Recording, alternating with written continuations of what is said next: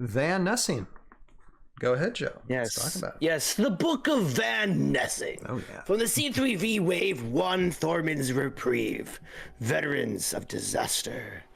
So, yes, we have Van Nessing. He is an Aquila unit, a hybrid, a unique hero, a hunter, and he's devout at a medium 5.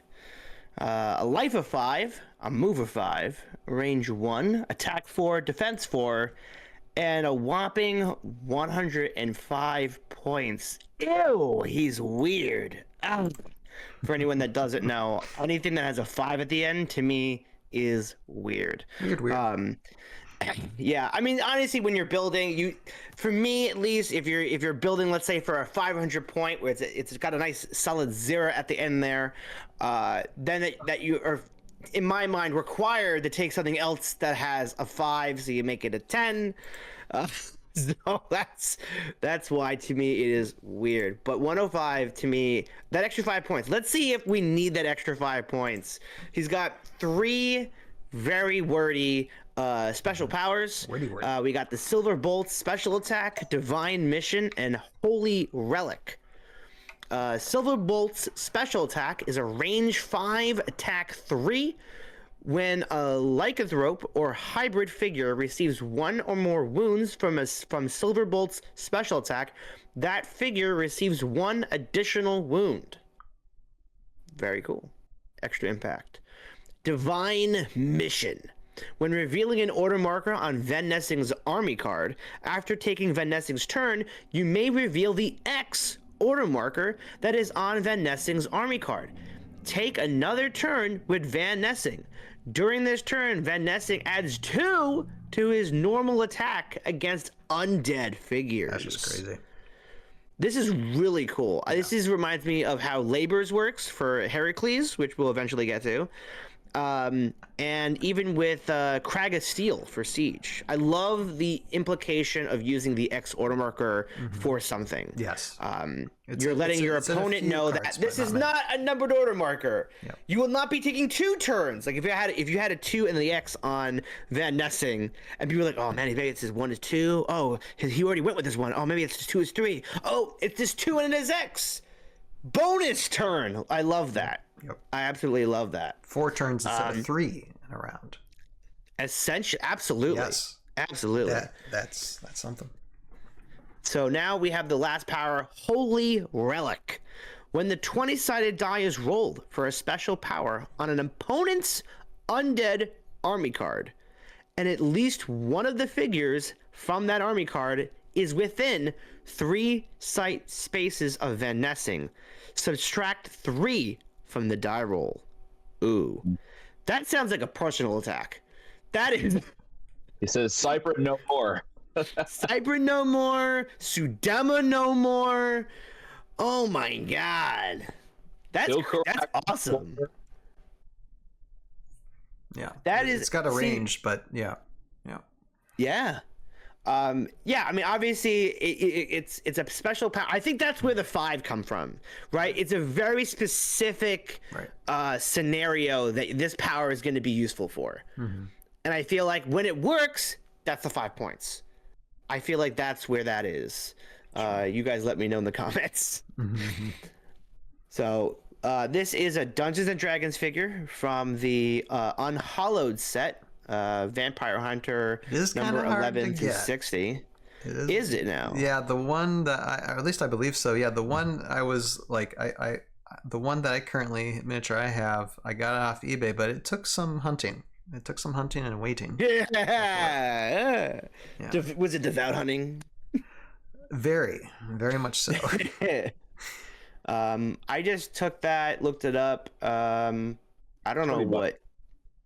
Online. Okay. I found one for about $12. It's been pretty rare, but it looks like there's probably a new stock or someone found a bunch because I'm seeing some more listings than there normally are, which is nice. Good.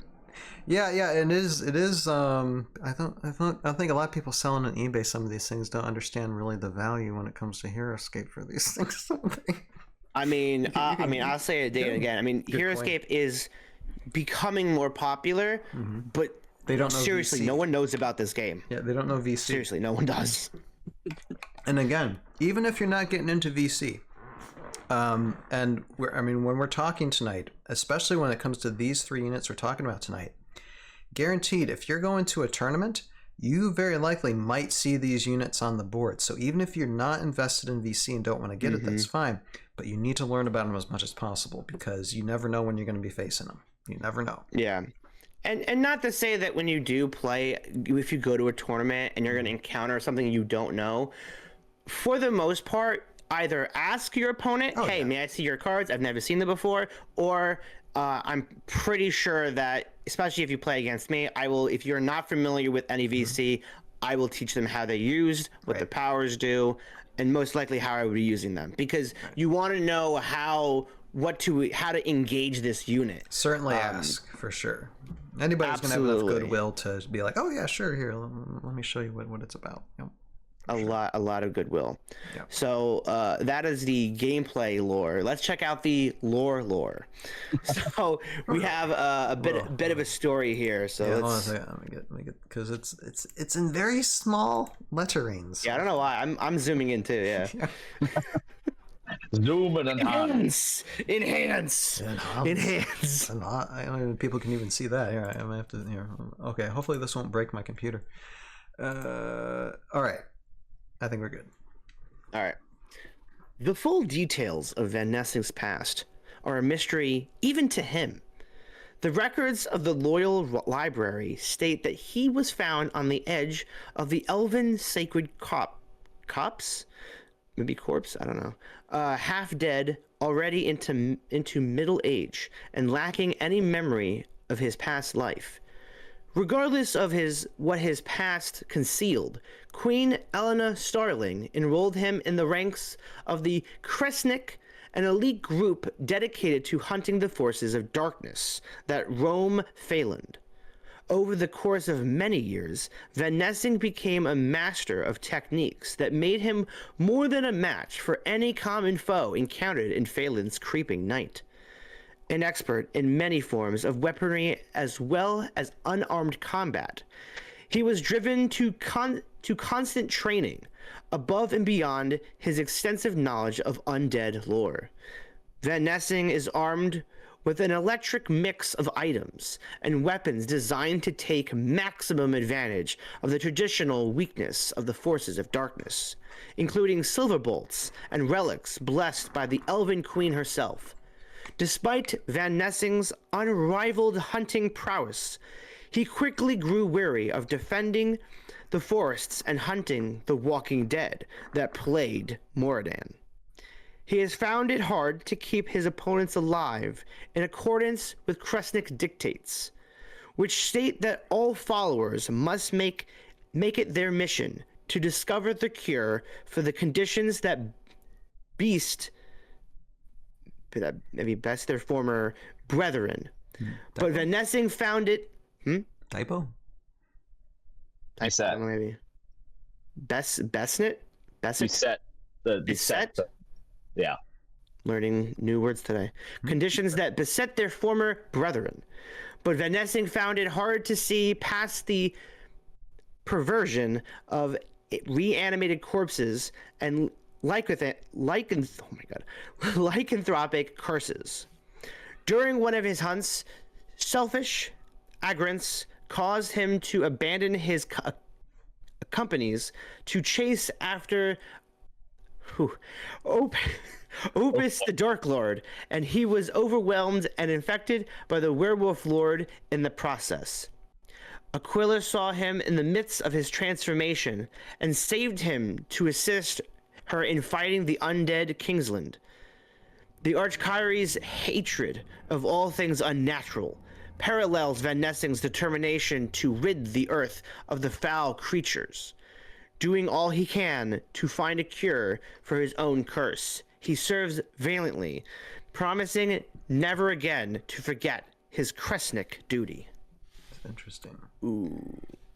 I like that. Yeah, it just kind of ties into, like, because there's a synergy with the Werewolf Lord with him too, as an opponent or as an ally, which I think we'll talk about too as well, because there's some very interesting synergies with this unit. Let me just. I had to look up that first word up there that I thought was maybe a misspelling for corpse. Copse is a thicket of bushes, or small stand of trees. I had to look that up. I'm gonna learning new words today. There's a lot of interesting things in this lore. Like Ophi is actually another Egyptian deity, like Khasumet. Okay. So that's where that name comes from. We're getting so deep into these BC lore where we have things mentioned in their canon that they need to make units for, like Kresnik. I would love a Kresnik Elven squad of like undead hunters. Yeah. So that would be really a fun custom unit. Yeah. Where is new VC, by the way? Yeah. Still waiting. We're still waiting. I mean, I've talked to a few guys at VC, but that was like that was like about a year ago. But I have talked to like a few VC guys, and they're saying, yeah, stuff is coming. I don't know when. I mean, again, this is like kind of like an indirect way of putting stuff together. So it's not like, they're formally. I don't think they're formally just okay. We're doing this at this time and this day. It happens when it happens. It's whenever it's ready. Yeah. Yeah, exactly. I get it. Take its time. It's all right. Delays. It's fine. We in the movie community and the video game community, we see this all the time. So that's why I'm not worried. Not worried. So rulings and classifications. What happens when Van Nessing's Holy Relic affects opponent's undead D20 roll to roll for 1, 2, or 3? Does the result become -2, -1, and 0 respectively? It says no. The minimum result is 1. Can't be negative. No negatives. Yeah, no negatives. There are no negatives in Heroscape. No negatives. I think. Don't quote me on that, but that is a quote. And then we have the synergy, benefit, or penalty received. There is a lot of synergies. It's just a laundry list. A lot of synergies. Yeah. So we have the Werewolf Lord with Moon Frenzy. Van Nessing being a hybrid hero, a Werewolf Lord can use Moon Frenzy to make an attempt to take a turn with him. It's a benefit because Werewolf Lord is if he's in your team. And it's a penalty if Werewolf Lord is an opponent. So either way. Interesting. Yeah. Werewolf Lord and Van Nessing team is really fun to run. Mm-hmm. Yeah, it's kind of cool to see that type of synergy where it's a penalty if he's in your team, penalty if he's not in your team. I think I'm trying to think what other type of units could we see that could have something like that. Or I just hope there's other things out there coming in the future that could have those type of risk to choosing this character. It's like, oh, I want to play this, play style. I really like this play style. And then you place it in the battlefield. You look up at your opponent and go, oh, well, look at this. And it could be like, awesome. You have a hybrid I can try to bond with, or vice versa. You're definitely good against like undead figures, like my favorite Crypt Guardians. He can go up against Crypt Guardians pretty good and be good advantage against them. Phantom Knights as well, and others. So I mean, he's got some synergies for and against, making him like very, very versatile in builds. Really. Selena, another VC unit we will get to in the future. Feral Swipe. Selena rolls 2 additional dice when attacking adjacent hybrid figures, since Van Nessing's a hybrid. Then we have other synergies, synergy benefits received. Lycanthrope or hybrid figures, Silverbolt special attack when Van Nessing inflicts 1 or more wounds with the Silverbolts. Van Nessing inflicts an additional wound to Lycanthrope or hybrid figures. Any unique hero turned into a hybrid or Werewolf Lord's lycanthropy power, Van Nessing, if he's playing against himself, Werewolf Lord, Selena, and Maltese Tez, which is another VC figure we will get to in the future. Mm-hmm. Then we have Arkatos. Arkatos is a VC unit we'll get to in the future. Hunter attack enhancement. As a hunter figure, Van Nessing may receive an additional attack die when adjacent to Arkatos. So, even though... doesn't affect special, but melee attacks would affect. Mm-hmm. Yeah, no, because it's... I thought there was ranged. Or am I thinking of... No, I'm thinking of the his Arcatos's soul power when he dies. Anyway, Count Raymond, another VC unit we'll get to in the future. Well, no, didn't we already do that? We did. Or was we that do Count someone Raymond? else? Was it Count Raymond that we did? Or what was it? we did. Yeah, maybe so. Let me check. Let me double check. No, Count Raymond is further down. Okay, no, it was a Nessing wine. It was a Nessing wine. That's right. Yeah. Okay, never mind. Okay, go ahead. Yeah. So Count Raymond. I turned off the page. All right, I'm back. So Count Raymond is devout leadership. Having a devout personality, Van Nessing may benefit from Count Raymond's devout leadership movement bonus. And for just to clarify with that, Count Raymond, all figures you control with a devout personality move one additional space. So that's pretty cool. And yeah, he. I don't know at 105 points if that's filler for that army that uses Count Raymond, but maybe. Then we have undead figures. Oh boy, here's a list. Yeah. By the way, I'm doing all this for the audio listeners, so you can thank me in the comments. Undead figures, divine mission. When he takes an additional, when I assume Van Nessing takes an additional turn with divine mission, Van Nessing adds 2 dice to his normal attack against undead figures. This list consists of classic and VC units. Bloodburst Thrall, Crypt Guardian, Cypern Eisenween, Dark Prowl Thrall, Death Knights of Valkyrie, Death Strike Thrall, Iskra Eisenween, Marku Eisenween, Nicholas Eisenween, all the Eisenweens, Phantom Knights, Prey Blood Thrall, Ratchets of Bogdan, Shades of Bleakwood, Skeletons of Annalita, Sonya Eisenween, Sudema, Tomb Skeleton Archers, Tomb Skeletons, Zombie is Moradin, and Zombie Hulk. Yep. Then we Say that 5 times. Say that 5 times fast, Joe. all 20 figures 10 times fast. Then we have undead figures with a power which uses the D20. Oh my god, the D20 for Holy Relic when rolling 20-sided die for the power of opponent's undead army card. If at least one figure from the card is within 3 clear sight spaces of Van Nessing, you must subtract 3 from the die roll.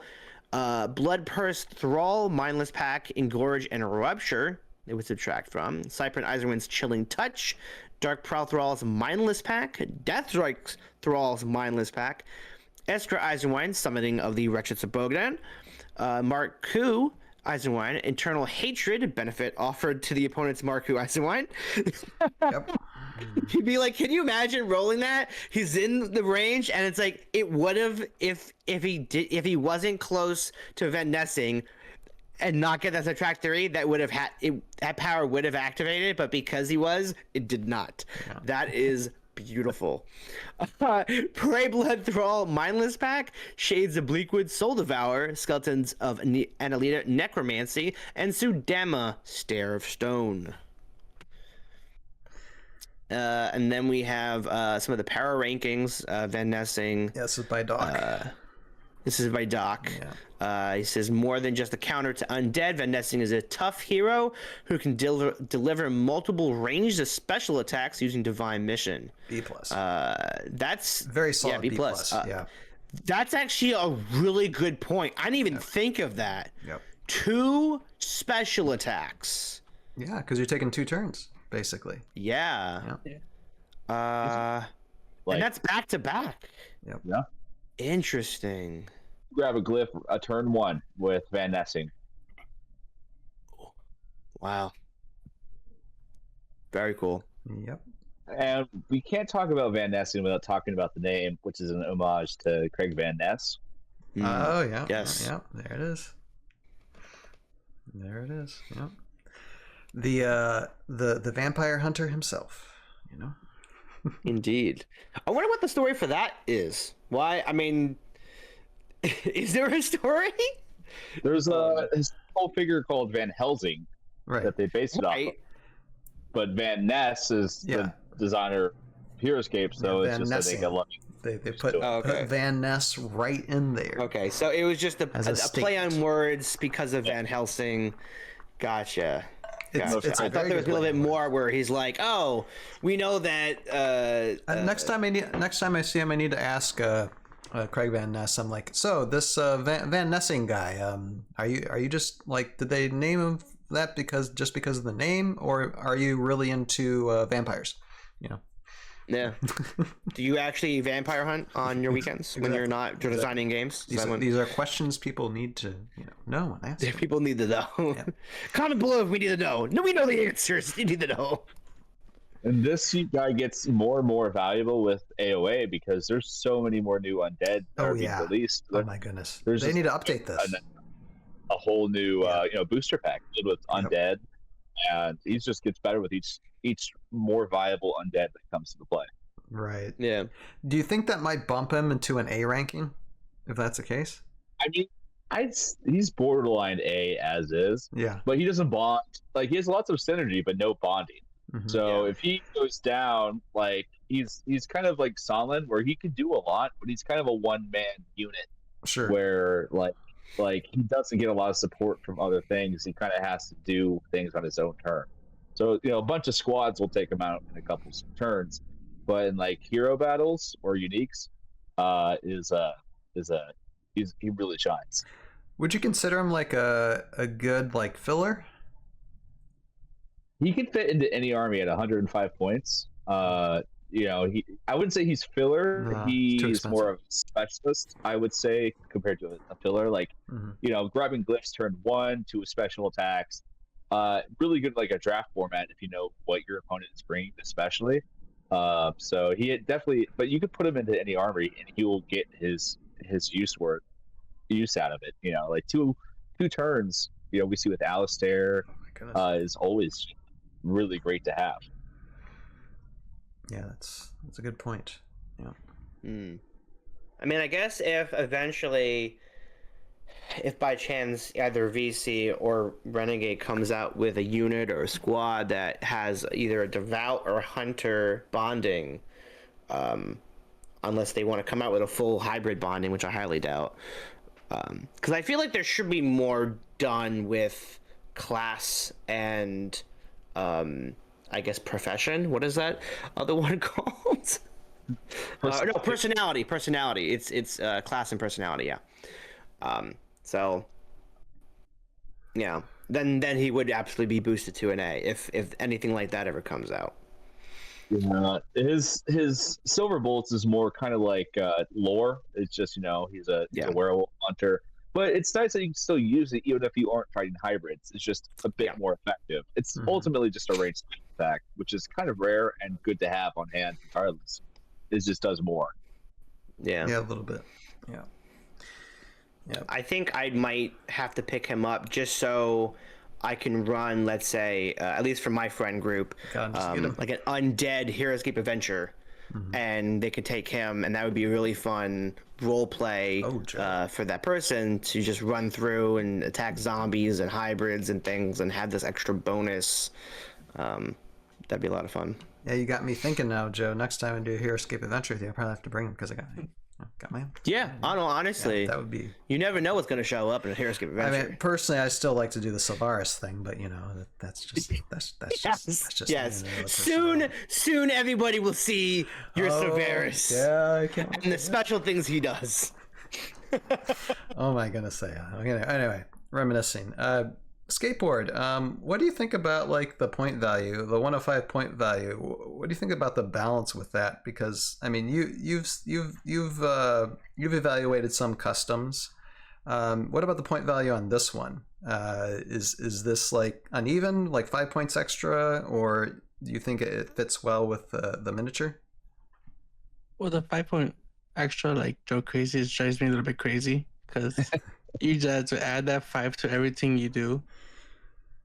But as far as the point value to the figure, I think it's fair, because if you have him in your army and your opponent has no undead, then he's just kind of shooting for 4 or 5. Yeah, no, 3 with range 5. But if he does carry undead, then 100 points basically a steal. So it's kind of can go either way. Yeah, and that's a fair point. And as like Josiah was saying, and Joe too, What do you think about like having? Well, obviously this wouldn't be for like official Renegade tournaments, but if they were bringing in like the Renegade miniatures to like a non-official, not a Renegade tournament, but just your like local store tournament where you could do anything Heroscape, and you have a lot of like undead Renegade Heroscape stuff coming out. Would this might be an interesting option to like fight against those undead? It would be interesting, yes, because then it also is gonna make the new players coming in gonna have to look at VC because they didn't expect this unit who's not on the Heroscape list. That's what I'm thinking. So they're gonna have to start digging onto VC units. Yeah, absolutely. Josiah, what do you think? Right now, currently, there's not a lot of good undead that's been released by Renegade. Or especially ones that rely on D20 powers. But I think they're gearing up to release some really spicy undead units. Yeah. And in local tournaments, once that killer undead unit is released, like the next Cypher and Eisenwine that works with Revna, he's going to be a really good counterplay to. He's kind of good to have in the back corner with the potential threats that can. Like, he doesn't do much against the Acolytes, against the Grave Brims. Even the Undead Kyrie don't do much, but, like, I think they're all missing, like, one strong unit piece to make it a very strong and difficult army to go against. So, Undeads are going to keep on coming, I imagine.